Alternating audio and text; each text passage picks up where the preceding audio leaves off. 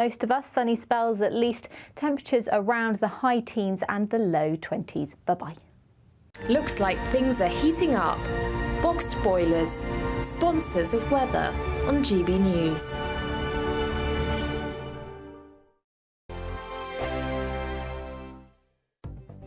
The latest GB News travel.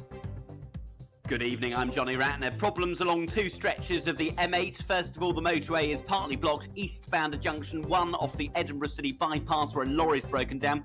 And the two outside lanes are closed westbound 13 to 14 towards Glasgow where a car has broken down. In North Yorkshire, the A19 is closed northbound from Borrowby to Thimbleby, just north of Thirsk following an accident.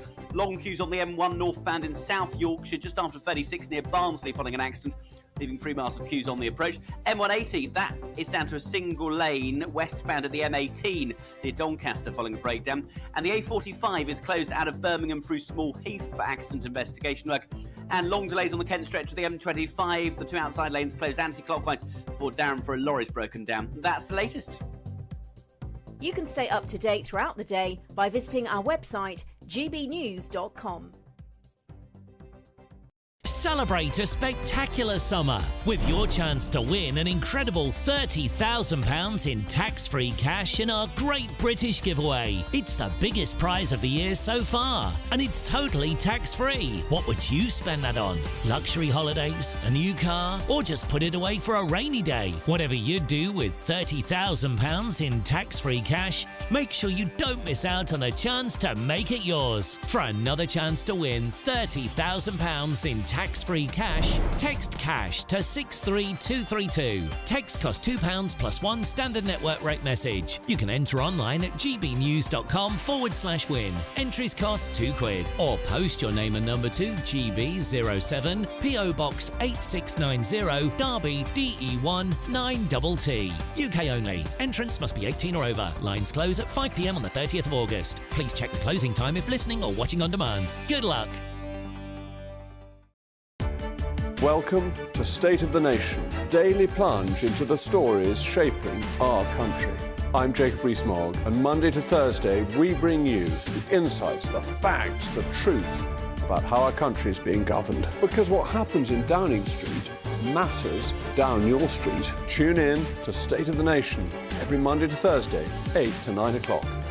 Only on GB News, the People's Channel, Britain's news channel.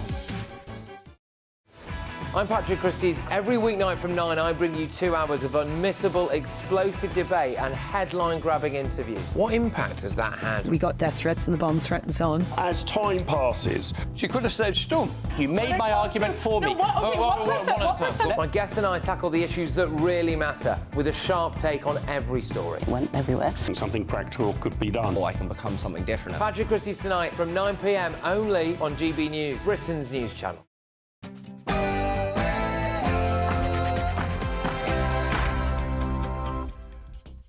A very, very good evening to you. I'm Martin Daubney. I'm standing in for the big man, Nigel Farage. Now, do we have a two-tier justice system? And is Mel Stride right when he says that the riots showed that white, working-class boys and men were distanced from society? And as new figures show that almost 9.5 million Brits are neither in work nor looking for a job, is Britain work-shy? Ahead of A-level results day tomorrow, we'll also be looking at the value of university and how that might be playing a part in the employment crisis. Plus, soldiers who fought alongside the British Army in Afghanistan are now being turned away from army recruitment centres, with Britain's army in decline. Can we afford to be turning away these recruits? I'll be speaking to one of these brave soldiers shortly. All of that after your latest news headlines with Tatiana Sanchez.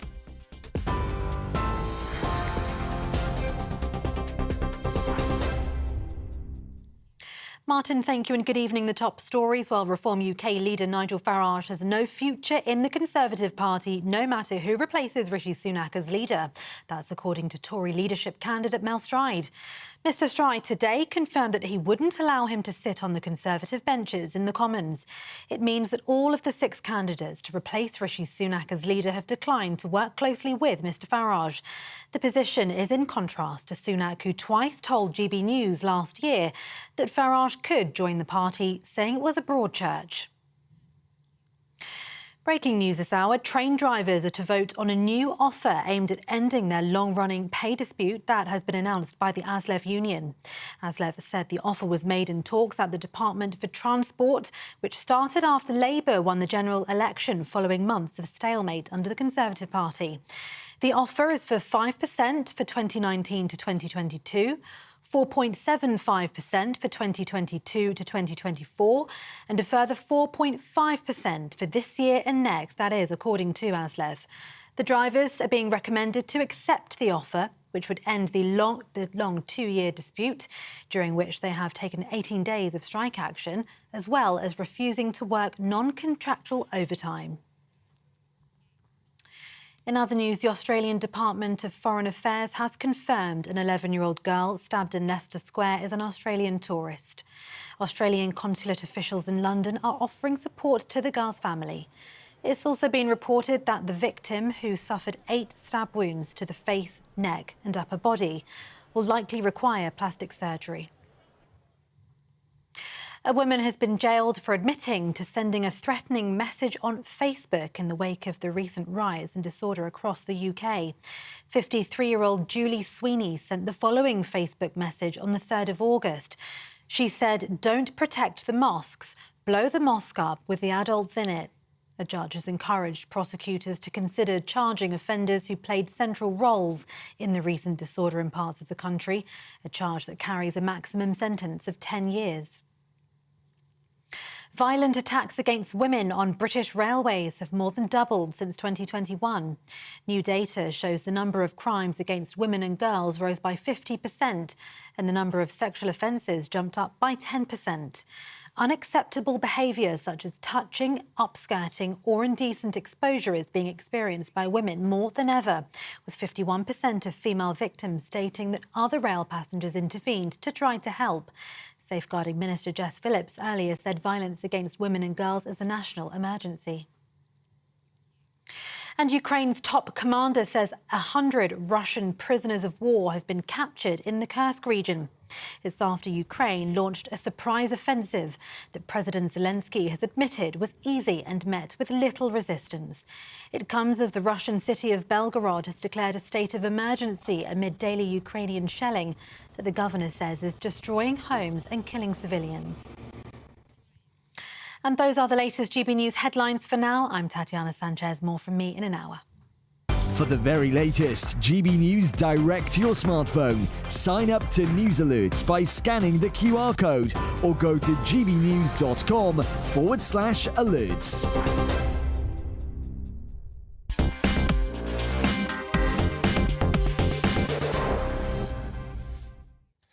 Thank you, Tatiana. Now, there's been a lot of discussion about whether we have a 2-tier policing system in the UK, but we also need to look at whether we have a 2-tier justice system. David Spring, a 61-year-old retired train driver, was jailed for 18 months for making threatening gestures to police and chanting "Who the F is Allah" during an anti-immigration protest on Whitehall on the 31st of July, one that I was at and was momentarily arrested myself at that as a journalist. Now, crude as such a slogan may be, it is not an illegal thing to say, and there is no suggestion that Mr. Spring himself was actually violent. Nevertheless, the judge chose not to suspend his sentence and instead sent him straight to jail. But Whitehall has seen many crude statements and actions in recent months. In October last year, a Muslim man was filmed screaming "God's curse be upon the infidels" while waving a jihadist flag around. There was no charge or arrest, let alone a jail sentence for that incident. And in February, another incident that I was attendant at, I actually filmed this on your screens now, the genocidal slogan "From the river to the sea, Palestine will be free" was projected onto Parliament, as you can see there on the tower of Westminster Big Ben. No charge, no arrest, no sentence, no drama. That one, it seems, was permissible. And there are many, many more incidents like this. Now, remember the lad who set fire to the cenotaph during the Black Lives Matter riots in June 2020. No jail for him either. Just a £340 fine, a slap on the wrist, a simple matter of court costs. No porridge for that young man. Now, David Spring was, of course, not the only anti-immigration protester jailed without being actually violent. A judge described Gary Harkness, 59, as being the least involved with rioting of anyone that he had encountered. Mr. Harkness was said to have made lewd gestures and have been heard swearing, but did not hit anyone, throw anything or spit at anyone. Yet despite all of that, he was jailed for 1 year. Now, compare the case of Mr. Harkness to that of the Convoy for Palestine from 2021. A group of men drove 200 miles from Bradford to a Jewish community in North London and yelled, "F the Jews, F all of them, F their mothers, F their daughters." You've guessed it, all charges were dropped. Not a dicky bird. Now, the jailing of the likes of Mr. Harkness and Mr. Spring also occur in a country which is extremely lenient to the likes of Mirza Mohammed Saeed, who last year pleaded guilty to sexually assaulting 7 women but avoided jail and was allowed to attend his daughter's wedding in Pakistan. What about Youssef Garith, 21, and Ahmed Al-Akbar, 25, asylum seekers who were spared jail and instead given community orders for attacking a man and stealing his Rolex watch? Now, Suleiman Maknudja in 2014 was convicted of 5 counts of sexual activity with a child. You've guessed it. He also was spared jail. So we've heard the accusations of two-tiered policing, but is there also a case for two-tiered justice? Well, that's the topic of tonight's conversation, and joining me now to discuss this in the studio is the barrister Jonathan Dean, KC, and also Stephen Barrett, barrister. So let's start with you, Stephen. We've heard there a very different set of roll calls with very, very different outcomes. Do you think, on the basis of this evidence, and particularly in events of the recent 2 weeks, we have a two-tiered justice system? Well, so we are entitled to assume that the judges have taken all of the relevant information into account and done their job properly when they have sentenced these individuals. And we're not really, I don't think we're in a stage where we can criticise an individual judge. At the same time, what I think we can say is that in 2011, the last time that there were riots, the Court of Appeal, a little while later, did find that the judges in those instances got a bit carried away. And so there's every possibility that that may be happening.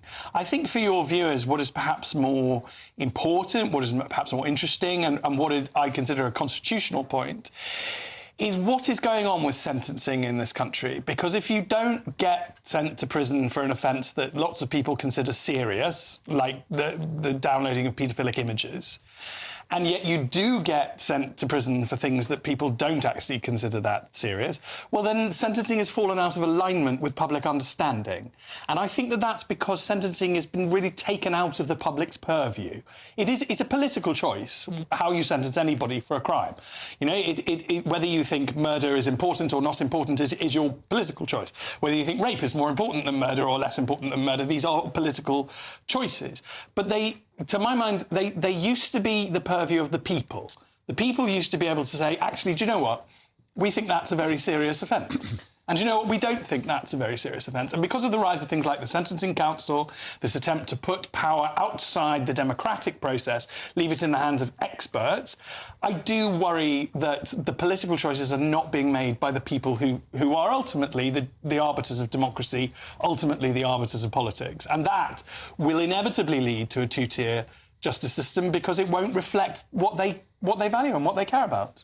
Mr. Dean, now most people in the industry, in the profession, are horrified at the notion that there could be politicisation of the judiciary. There can be different outcomes depending on your beliefs. But nevertheless, when we look at the evidence there, it does at least appear that that's what's happening. What's your take? I think the criminal justice system is struggling very, very badly at the moment to keep up with the range of offences, and the volume of offences. And it's very difficult for the police and judges to cope. But what I would say is, yes, I don't think it's two-tier, I think it's multiple-tier. I think some of the anti-Jewish incidents that you referred to in your introduction, and many of the incidents which have led to a maximum upsurge in anti-Semitism, are simply not being taken as seriously as other incidents of violence and crime. And I think that is a real concern. If I may just say on Stephen's point, with the greatest respect, I don't myself agree that the public ought to be the arbiters of sentencing. Sentencing is incredibly complex exercise, and I think it has to be left to the experts, although I do think, as I've said, that they're struggling under the weight of what's taking place at the moment, doing their best, but struggling. Isn't the point, though, that the judiciary can only judge what's put in front of them? And in particular, those two incidents there where I was handcuffed at the Whitehall protest, it was a enough is enough, a patriot protest, if you like. I was released quickly when they found out I was a journalist. It would have been a bad story for them. Maybe there was two-tier policing there, and I was the beneficiary of that. But also, at the previous one, where I was literally imploring police officers to arrest or at least make those men desist from projecting those images onto Big Ben, men in full face coverings. I was saying to coppers, go and nick those people. They didn't have the slightest inclination. Yeah. The fact of the matter is, these cases aren't even making the courts because the police aren't feeling the right collars. No, and Jonathan makes a very good point that actually it's very likely the police officers are drowning in the amount of laws that we have. We certainly don't lack for laws on these issues. If it's true that we have, and we do have a law, I think it's Section 29B of the 1986 Act, which makes it illegal to spread hatred towards a religion, that has not been equally applied to every religion. It has not been.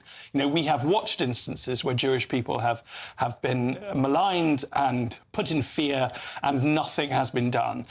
If we want to fix this, my suggestion is that you need to slim down the criminal justice system.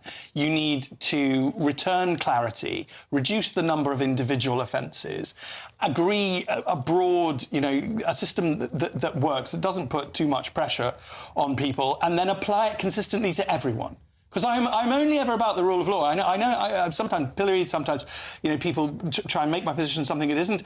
All I want is clear rules, known in advance, applied consistently without fear or favour to everybody. That's what Robert Peel said would work, and Robert Peel was right. And I'm afraid the police have moved away from that. They've always had a bit of discretion, and probably in a system you need police officers to have discretion, but that discretion has become politicised. I don't believe an individual officer uses that discretion on an individual basis.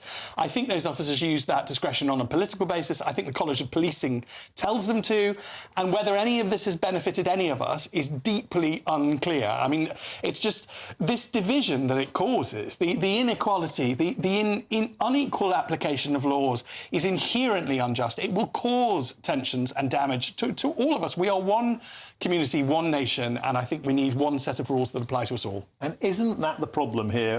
During times of social unrest, we saw it after the 2011 riots in Tottenham. Sir Keir Starmer was in charge at that point too. The courts were open 24 hours. There was a clampdown then. There's a clampdown now. But I've been speaking to people who've been arrested. I've been speaking to people who've been the family members of those arrested. They're being told that they should plead guilty. Plead guilty to this, because if you plead non-guilty, you will be getting a custodial sentence. They've been terrified into taking a guilty verdict. That ticks the boxes. It satisfies the measures of looking like a clampdown. But what's the legacy that's left behind for the public looking on this? They feel that the law is being politicised and it's being weaponised. Can I just correct one thing? It's Jeremy Dean, not Jonathan Dean. Oh, yes. A small matter. Can I just, if I answer your point in just one moment, could I just say this? I think the point you made earlier about the police and calling for the police to arrest, I don't think the police have a clear understanding of what the law is. There are so many factual scenarios floating around at the moment. I think the vast majority of police officers, especially in London, actually don't have a clue as to whether an offence has been committed or not. For example, from the river to the sea and so on and so forth. On your wider point, As a lifelong criminal practitioner, all I can say is that I don't believe that any criminal practitioner would encourage anyone to plead guilty to anything unless they genuinely believe that an offence had been committed. And that's my lifelong experience. However, these matters are being politicised. Keir Starmer is calling everyone involved far right. What on earth that means, we don't know. I mean, we are facing the most complex situation in the criminal justice process that I can ever remember. And as Stephen says, there are many people, especially within the Jewish community, who feel that they are being left out and are truly, truly aggrieved when they see others, receiving long sentences for lesser offending than is applying. So it's unbelievably complex at the moment and difficult to see how it can be resolved. An excellent conversation. Thank you very much, Jeremy Dean and Stephen Barrett. Thank you very much. A great start to the show. So still to come, as Tory leadership hopeful Mel Stride claims the riot showed white working-class boys and men feel distant from society, we'll be asking, does he have a good point? And also, what can be done about it?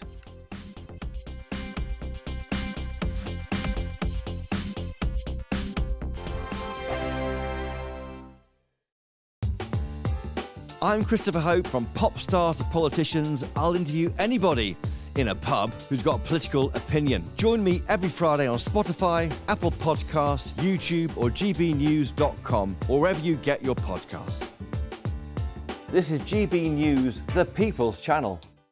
Free Speech Nation, Sunday nights from 7 p.m. Have we reached a tipping point in the gender wars? So 6 years ago, comedy writer Graham Linehan, the man who created hit sitcoms such as Father Ted and Black Books, was cancelled for standing up for the rights of women. But have things actually got any better? Well, I'm delighted to say that Graham Linehan joins me now. Just in case anyone's watching who doesn't know what happened to you, what happened? Well, I just noticed women being bullied online and in physical space as well, and I started objecting to it. I immediately started losing work. And this was just on Twitter or social media? Yeah. Just making that point? Yeah, exactly. And then, I had what I thought was a bit of a kind of safety net in the Father Ted musical, which I saw as my pension. Yes. And finally that was taken away too by my spineless colleagues, I'm afraid. I mean, that's incredible, isn't it? Because, Father Ted, one of the most famous sitcoms of all time, the musical, a surefire hit. Yep. Still hasn't been produced. Yeah. Still being held hostage by Hat-Trick Productions, who are the people who have the rights, yeah? Yeah. It's because it's a combination of things. It's because they're terrified of activists. They have activists within the company, and they don't have enough interest in the women in their lives to investigate the issue. Are they just afraid that it might happen to them as well? I don't know. I think it's a combination of things. Yeah. I think it's a combination of fear. I genuinely don't think they have enough curiosity or empathy with women to actually look into the issue. They seem to think that women's rights, as people like Alistair Campbell often say, are a culture war issue. We've seen it reach its apex, really, in that this week, and for 10 days, I think it is, we've seen men hitting women, punching women in the boxing ring. GB News, the People's Channel. Every Saturday, 10 till 12, we'll bring you all of the news that you need to know. We'll also remind you that there is so much to smile about. It's my favourite time of the week. I get to relax, enjoy some light-hearted stories, and let Ellie teach me about fashion too. That's Saturday Morning Live, every Saturday, 10 till 12. Only on GB News, Britain's news channel. We're proud to be GB News, the People's Channel. And as you know, we always love to hear your views. Now, there's a new way of getting in touch with us at gbnews.com/yoursay. By commenting, you can be part of a live conversation and join our GB News community. You can even talk to me, Bev Turner, or any of the members of the GB News family.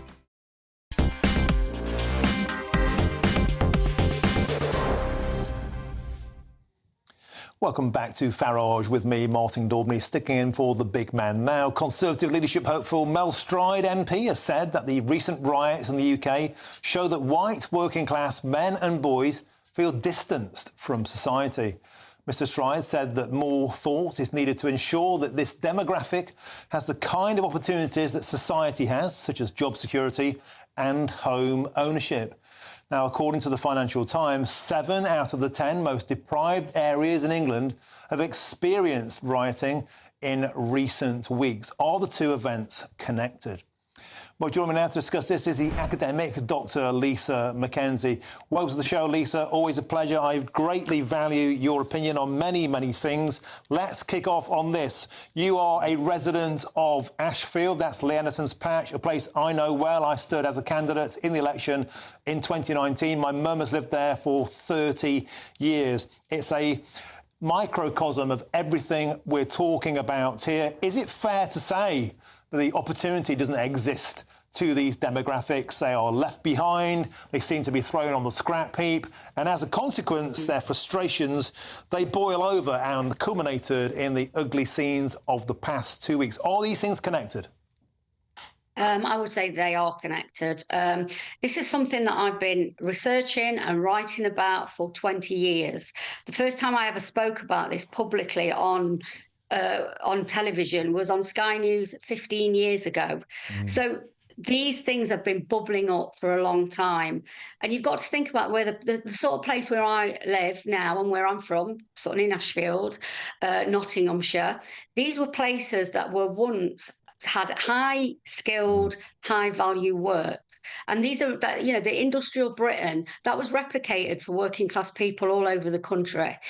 In 40 years, we've gone from working class people that had communities, jobs, able to afford a decent standard of living, to now we've got extreme poverty, lack of social mobility, and a real sense that people are, I don't say left behind, because left behind sort of says that they couldn't keep up. This is specific policy about being left out. And the people that I'm talking about in the red wall areas, mostly white working class people, were definitely left out. We saw that in Brexit as well. And, Lisa, the area around Sutton, proud coal mining communities of yesteryear, nothing replaced the pits, nothing ever came to fill that void, that sense of purpose. This is about a sense of purpose, it's about a sense of worth, it's about having a route to a fulfilling life that keeps people happy. And also, in parallel to that, the white working classes, particularly men and boys, are the least likely to attend university. They simply find the debt overwhelming. They're the most likely to fight for their country and the most likely to commit suicide. We have this terrible collision of a lack of opportunity and no way out. And they don't seem to have many political allies, Lisa. And when they do have a vote like Brexit, guess what? The elites try and cancel it. Yeah, and I think Brexit, I think where we are now with this sort of very deep division throughout the country, and particularly in those red wall areas, we saw that in Brexit, and it's never really gone away. It's never gone away. We were promised levelling up. It didn't happen. This new Labour, they've come in, they've got nothing to say to these communities. They've got absolutely nothing. So Keir Starmer standing in front of a Union Jack, sort of saying something now and again, is meaningless. What we need in these communities is proper levelling up. I mean, the levelling up that is needed in the north of England is something equivalent to the east and west Germany levelling up in the 1990s. That's how sort of disadvantaged and unequal the country is. And I don't think that people who live in the south, who live in the southeast, actually understand what's been lost. And until you understand what's been lost, I don't think you can even start to understand what we need to do. Dr. Lisa Mackenzie, you talk such common sense. Thank you so much for joining us. And it's worth pointing out the entire levelling up budget, £4.8 billion, is dwarfed by figures we announced on this show yesterday. £6.6 billion last year alone spent on our asylum system. Dr. Lisa Mackenzie, thank you very much for your expert insight, as ever. Now, joining me now in the studio to chew this over is the former Labour MP, Lloyd Russell-Moore, and the former Conservative MP, Richard Drax. Richard, may I start with you? We've had a whole conversation on the show already about two-tiered judiciary, two-tiered policing. These communities, 7 out of 10, the most disadvantaged in the UK, they were the ones that rioted. Interestingly, they were called far-right. Interestingly, all of them are Labour seats. What's going on here? You're talking about the white underclass, Martin. I spent 9 years working with the so-called white working class in the army and 2 years training young guardsmen.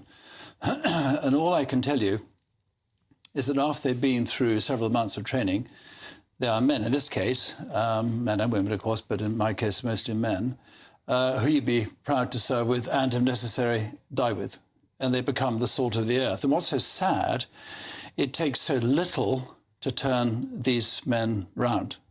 What they don't need is benefits and social services.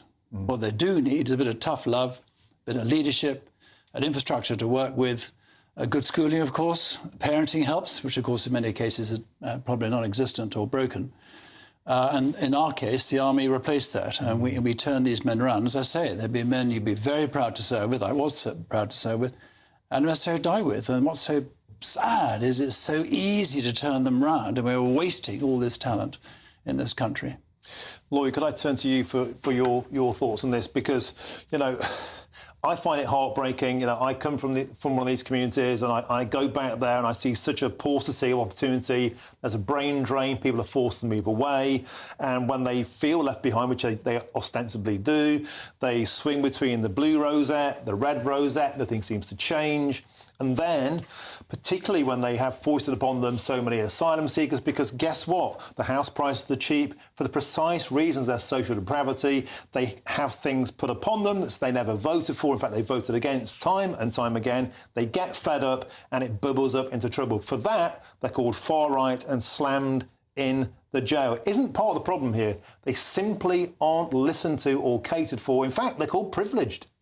Well, I think you're right that the working class has a problem. I don't actually agree that there's a big race element here that you're trying to stir up. I think that it's an observation of fact. If you look at the suicide rates at white men and black men, they are both extremely high, much higher than working class men, working class black men, working class white men. Working class black men have much worse opportunities. They're more likely to also get into drugs and violence and etc. So I think actually the interesting thing is less the race bit, but actually the working class bit. And I think on that I totally agree with some of the analysis that we've just heard. And that is that we have forgotten our working class, particularly that 51% that don't go to university. We talked all about university. And what is university? We might come on to this later on. You know, kind of university actually is nothing about the academics work that you get, but it is about a training ground to become a young adult. You have sports clubs, you have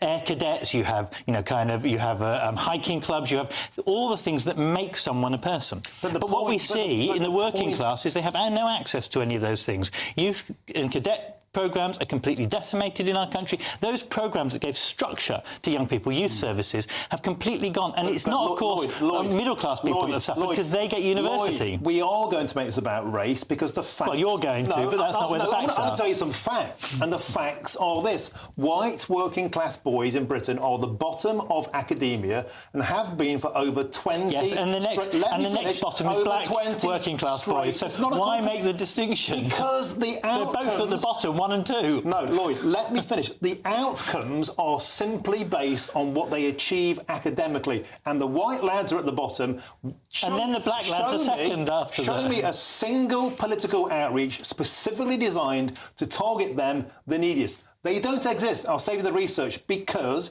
the identity politics system we have dictates they're privileged because they're white. They're born male. They're born white. I'm sorry. Look, I'm a socialist, so of course I would try and bring it back to class rather than race because that's what I believe in. But I actually think in this country that is the big dividing line. Yes, you're right that white working class boys are at the bottom. Black working class boys are second to the bottom. So rather than saying there's a distinction between, a kind of a percentile on this, let's talk about the problem here. Rather than talking about two-tier policing, actually what we see is policing for people who get frustrated and riot, whether they're the black riots that we've had, kind of race riots that we had in Tottenham or in Brixton, or when I lived in Bradford, we had them in Bradford, or that we see it more recently, it's not actually an issue of race, it's an issue of disenfranchised, fed-up communities that don't have a political means to express themselves, and then other people come in, the far right or other motivation, extremist Islam, come in and whip up the frustration. I don't think most of those people are far right, but the far right definitely have whipped it up. Who are the far right? Well, the EDL... They don't exist. They disbanded in 2013. People around it, Tommy Robinson, people who have whipped it up. You know everything I've just laid out to you has been there for decades and decades. To try and pin it on individuals now, I think is ridiculous. There is a problem. I don't disagree with you, but Richard, I think it is a class problem. Richard, over to you. Isn't part of the problem here is that when we saw the black riots in Tottenham, there was a clampdown, then a conversation. Let's understand why this happened. Let's community engage. That hasn't happened so far. All we've seen is the jackboot. I mean, if you look at the UK generally, in my view, morally we are heading the wrong way. And in many ways we're heading the wrong way. And parenthood is seriously being undermined and in some cases doesn't exist. The communities that many, both black, white and the others, live in are broken. There are no police on the streets, there are no youth facilities. I mean, all these things are all part of the problem. So far as the white working class is concerned, I think there is a big concern that they do tend statistically to be at the bottom. That is true. But as I've said, I think a lot more effort could be made, and what's so sad, it is not made by any government to target these people and say there is a future for you. It's not university. And let's face it, 50% that Tony Blair want to stick through university, many of them are completely wasting their time. I think we're going to discuss this. We are coming out with worthless degrees and a huge debt when they could be in work. In fact, and now we have to move on. Thank you, Lloyd, and thank you, Richard. Excellent start to that debate there. Coming up, with nearly 10 million Brits out of work, are we facing a worklessness crisis?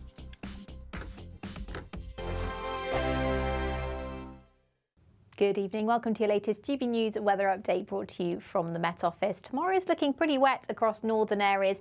Across the south, though, it should stay mostly dry, but it's going to be a breezier day than today. That's because low pressure is moving in from the north and west overnight tonight, bringing with it a weather front that's going to stick around for a few days, particularly across the northwest, moving into the southeast later. So through this evening, that cloud will eventually clear the far south and east, leaving a dry and fine night for many areas of England and Wales. But that wet weather will spread across Northern Ireland, much of Scotland, and the temperatures here will pick up into the mid-teens overnight, so certainly a much milder night for these areas compared to last night. A fresher night, though, to come for many areas of England and parts of Wales. And it will be a fairly bright start to the day. More in the way of sunshine to come for southern areas of England first thing tomorrow. Across the west, though, where we're closer to that weather front, we could see some rain, particularly across parts of Wales. But the heaviest rain through Thursday, particularly in the morning, is going to be across western areas of Scotland, moving into northwestern England. Some outbreaks of rain also across eastern areas of Scotland, but the far north and west of Scotland already getting into that clearer weather as that weather front does clear to the south and east, or move to the south and east through Thursday, pushing into Wales, bringing some more heavier rain for Wales through Thursday afternoon. As I said, many southern areas of England should stay dry through much of the day, central areas too, but there is going to be more of a breeze around tomorrow.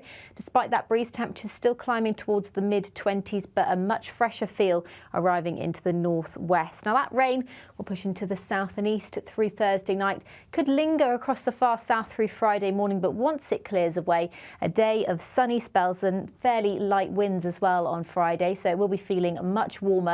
And there's more of that to come for the weekend. Sunny skies for most of us, sunny spells at least, temperatures around the high teens and the low 20s. Bye-bye.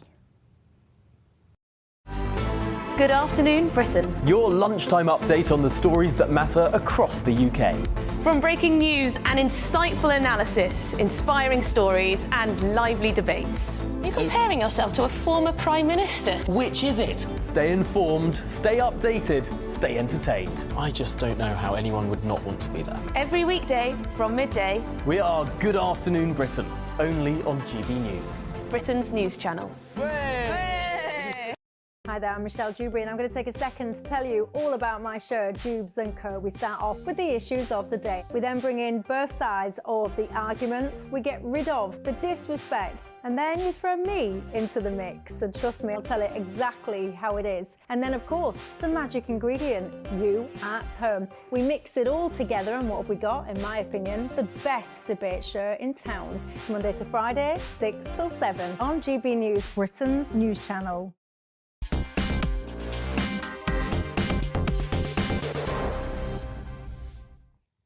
Welcome back to Farage with me, Martin Dordley, standing in for the big man. Now, ahead of A-level results day tomorrow, university chiefs have told students to pick degree courses based on their passions rather than the pay potential of future careers. University bosses said students face difficult decisions based on the advice of parents and teachers, but that ultimately youngsters should choose a course that they are passionate about. When it comes, as startling figures from the Office of National Statistics reveal the extent of worklessness in the UK. Around 9.5 million people aged 18 to 65 are neither in work nor seeking employment. And with the government coming under scrutiny, Chancellor Rachel Reeves said yesterday that if you can work, you should work. But as almost 10 million Brits are now classed as economically inactive, is this really the best advice from university chiefs? Or do we need to do more to get young people into meaningful work? Well, our reporter Anna Riley spoke to people in Hull and asked them if they thought that going to university really was worth it. Yes and no, because when they come out, it's the jobs for them, and they do all that work and all that money as well, what they're going to pay back. So I don't really know. I think it depends what you want. If you want to get a career, then I suppose university is the only way in these days, because to get anything now, you need to have some sort of qualification. But as far as getting an education goes, you're better off reading books, better off having life experience. University and education generally these days, in my opinion, is more indoctrination than anything else. If you're well prepared and you've got, a bit of money, some savings behind you, I think it is worth it. I think it can be stressful though. Yes, of course it is, yeah. More opportunities in life, better job opportunities. I don't particularly agree with the financing of it. Maybe it should be less money or even free, but like Scotland.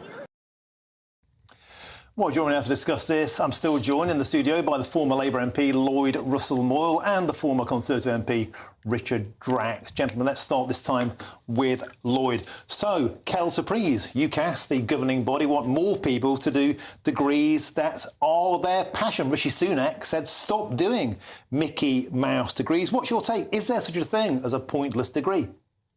Well, there are some degrees that are that don't meet the rigour and standard, and when the assessment comes around, they get quite rightly axed, and that does happen from time to time. But what is a degree for? I think there are two kinds of degrees. There's a very small number of professional degrees that if you want to go into that career, and it's probably going to be the career for you the rest of your life, you've got to do the degree. Medicine's the easiest one, law is probably another one, engineering. There are a few that directly or indirectly give you qualifications to go and work in that sector. The vast majority of degrees have never been like that. Physics, general physics is not like that. Kind of chemistry on its own is not like that. They are very useful. And in fact, most of our industrial base is based on those people, but it's not a direct degree to job situation.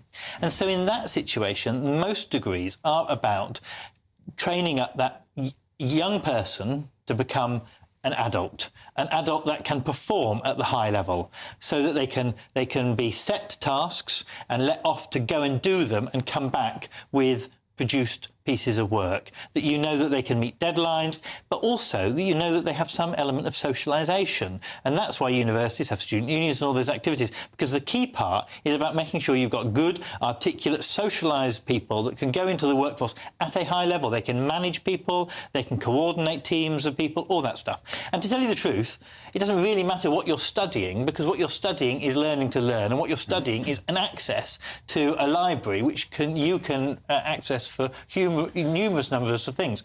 Now, the problem, I think, is our young people have been told a lie. They have been told you can get a big loan out and you will pay it all back because you will earn the big bucks, and that produces a group of people that are frustrated. You started that lie. It was your man, Tony Blair. Look, I was the head of the free education campaign. So, you know, kind of don't blame me for that. I think that we should have a different way of funding it. Still maybe a mixed model, maybe a graduate tax, for example. But I do think that we need to relook at the lie that we're telling students going in, that if you do to university, apart from the professional degrees, if you go to general university, it is not about earning big bucks.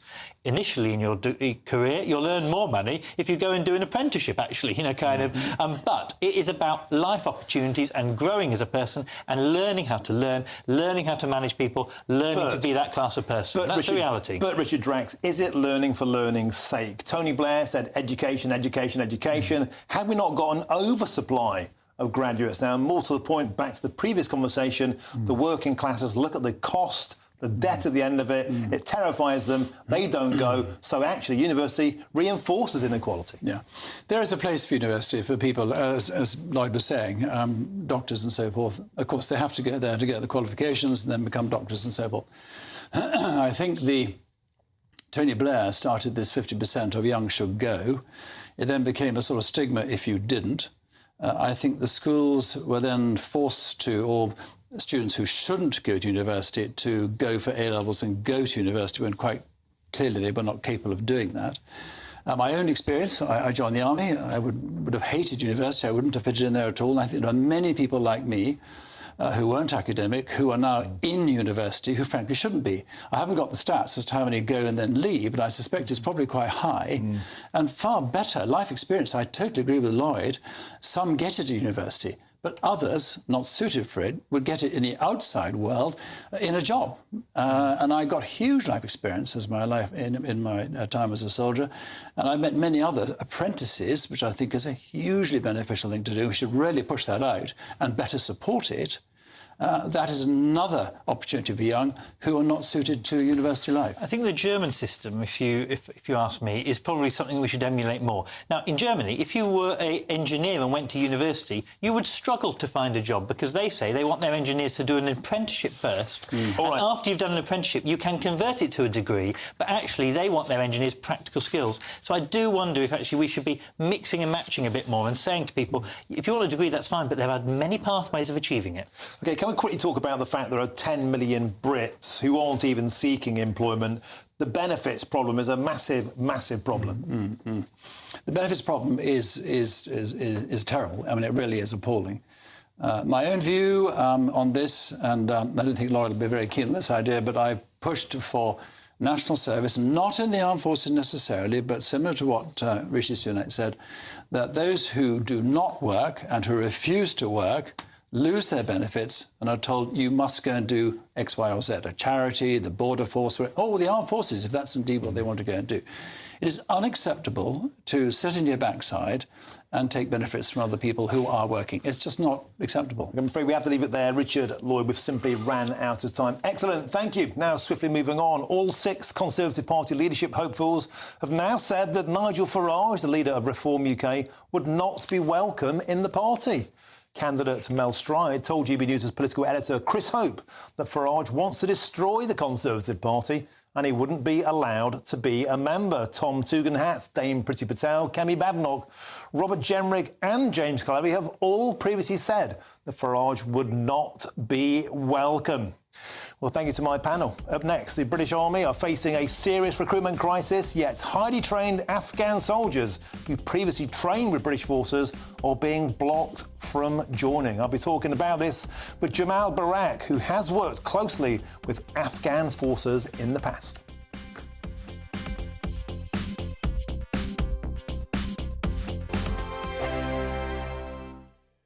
Weekdays on GB News. Wake up to breakfast every day from 6 a.m. Followed by Britain's newsroom at 9:30. At noon, it's Good Afternoon Britain. Followed by Martin Daubney from 3 p.m. Only on GB News, the People's Channel, Britain's news channel.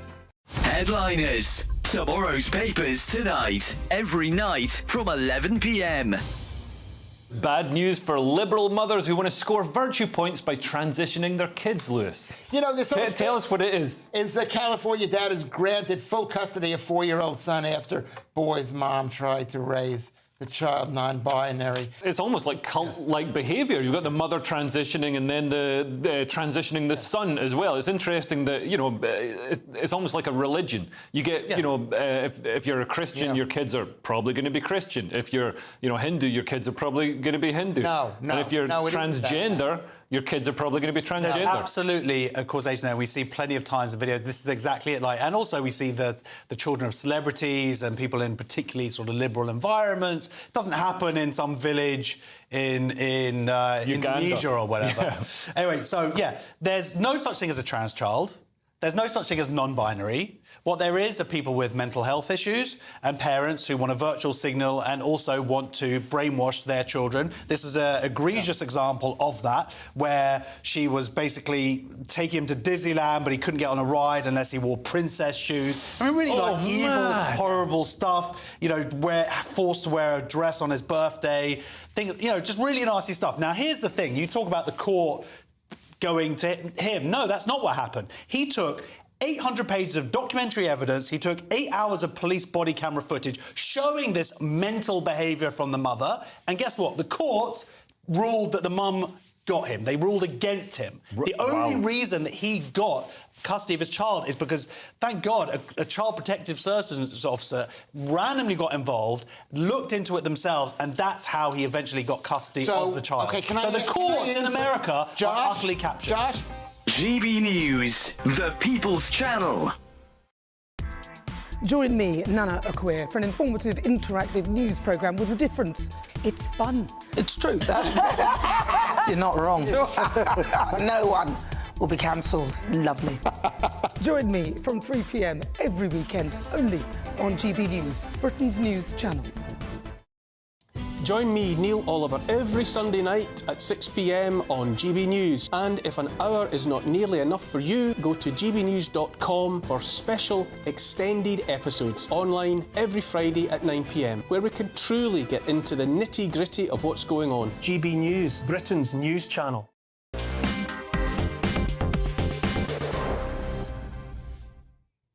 Welcome back. Now, Afghan soldiers are being blocked from joining the British Army for 5 years, despite the current recruitment crisis in our armed forces. The eligibility rules mean that elite Afghan troops who train with the UK's Special Forces are now left either unemployed or working as cleaners and even takeaway delivery drivers. Now, the MOD is facing pressure to change those rules to try and ease issues with that lack of personnel. And joining me now to discuss this is one of those soldiers, Jamal Barak, who worked alongside the British Army from 2002 to 2016 in Afghanistan. Jamal, welcome to the show. Tell me why you think this system is unfair. Thank you very much for having me. Since 2021, after the Taliban took control of the Afghanistan, the UK government has managed to get out some Afghan 444 and 333 unit soldiers. I mean, these are the people they have worked very closely and shoulder to shoulder with the British Armed Forces in Afghanistan, conducting the operations against the Taliban and the front line.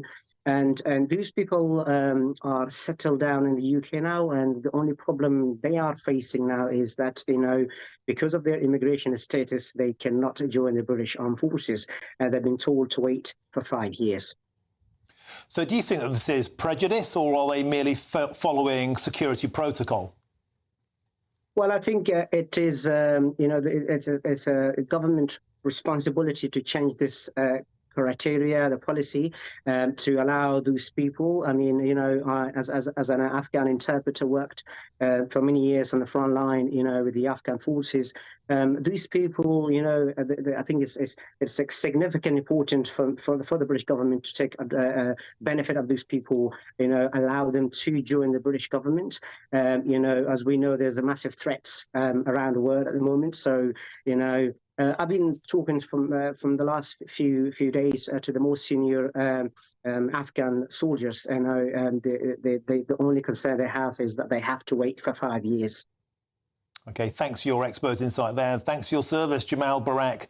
Thank you very much for joining us. And I'm now joined in the studio, still joined by the former Army captain and the former Conservative MP, Richard Drax. Richard, you'd have been listening with intent there to Jamal. I'll ask you that same question I asked him.